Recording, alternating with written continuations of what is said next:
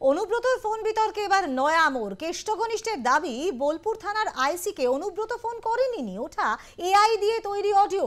এর নেপথ্যে ষড়যন্ত্র দেখছেন অনুব্রতর ছায়াসঙ্গী। এটা একটা চক্রান্ত, জানাচ্ছেন আইনজীবী।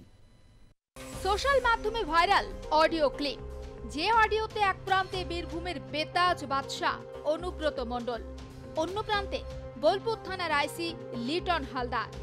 শুক্রবার বঙ্গ বিজেপি রাজ্য সভাপতি সুকান্ত মজুমদার অডিওটি প্রকাশ্যে আনেন।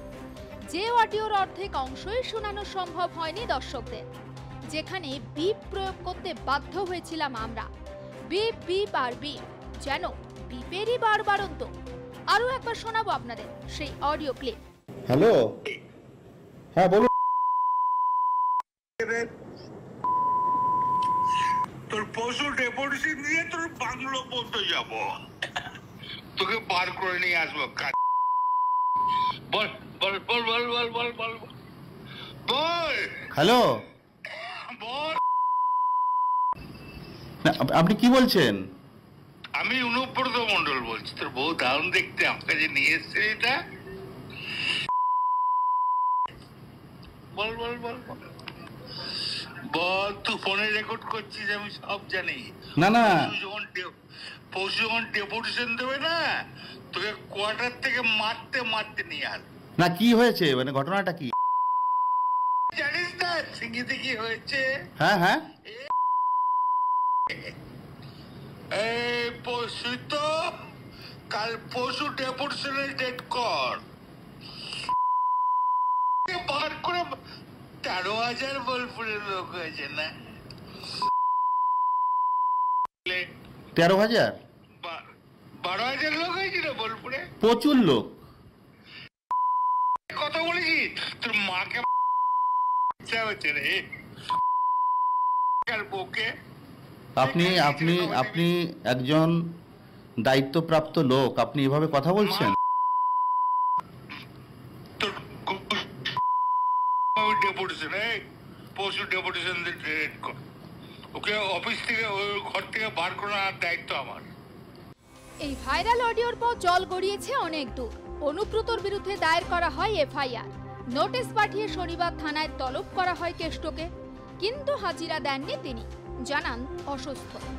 রবিবার সকাল 11টায় ফের এসডিপিও অফিসে কেষ্টকে তলব। এদিনও হাজিরা এড়িয়ে যান তিনি। এদিন সোয়া 11টা নাগাদ অনুব্রত মণ্ডলের ছায়াসঙ্গী তথা তৃণমূল নেতা দেবব্রত সরকার ওরফে গগন সরকার থানায় উপস্থিত হন। জানান অনুব্রত মণ্ডল বাড়িতেই আছেন, অসুস্থ, বিছানায় শুয়ে রয়েছেন। সাংবাদিকদের প্রশ্নের মুখে নতুন তত্ত্ব খাড়া করেন তিনি বলেন, অনুব্রত মণ্ডল কোনো ফোন টোন করেননি, ওটা আসলে এআই দিয়ে তৈরি করা ফেক অডিও।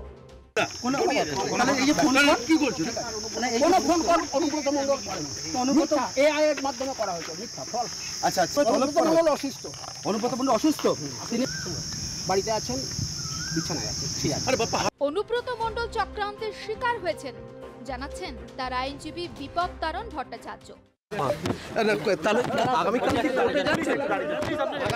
এ সম্পর্কে কোনো সাবজুডিস ম্যাটার কোনো কথা বলবো না। উনি অসুস্থ। আমরা ইনভেস্টিগেশন এজেন্সির সঙ্গে সবসময় সহযোগিতা করছি, ভবিষ্যতেও করব। আমরা আছি, আমাদের আইনের ওপর আস্থা আছে, বিচার ব্যবস্থার উপর আস্থা, আমাদের আদালতের উপর আস্থা, প্রশাসনের উপর আস্থা, জনগণের উপর আমার আস্থা আছে। এটা কি জানালেন দাদা? এটা কি জানলেন, মানে আয়োকে জানালেন? আয়োকে জানালেন? জানিস, আমরা সমস্ত যা জানাবো এআই এর মাধ্যমে অডিওটা করা হয়েছিল বলে সেটা যদি বলেছেন পরবর্তীকালে দেখা যাবে। আদালতে যা বলার আমরা বলবো। চক্রান্তের শিকার সেটা প্রমাণ। বলছি পরবর্তীকালে আপনারা যে মেডিকেল রিপোর্ট দিলেন সরকারি হাসপাতাল থেকে করা, আমরা আর কিচ্ছু বলবো না। বলছি যা দেওয়ার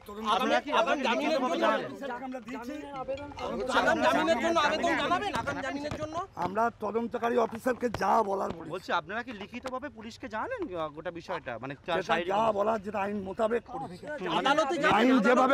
আইন যেভাবে পারমিট করে সেইভাবে করি। আইনজীবী বিপদ তারণ ভট্টাচার্য বলছেন চক্রান্তের শিকার। তৃণমূল নেতা গগন সরকার আবার বলছেন ভাইরাল অডিও অনুব্রত মণ্ডলেরই নয়, এটা নাকি এআই দিয়ে তৈরি করা। আর এরপরে প্রশ্ন উঠছে, কে বা কারা করালো এই এআই অডিও? কেই বা করলো চক্রান্ত কেষ্ট মণ্ডলের বিরুদ্ধে? বোলপুর থেকে সুব্রত বন্দ্যোপাধ্যায়ের রিপোর্ট, আর প্লাস নিউজ।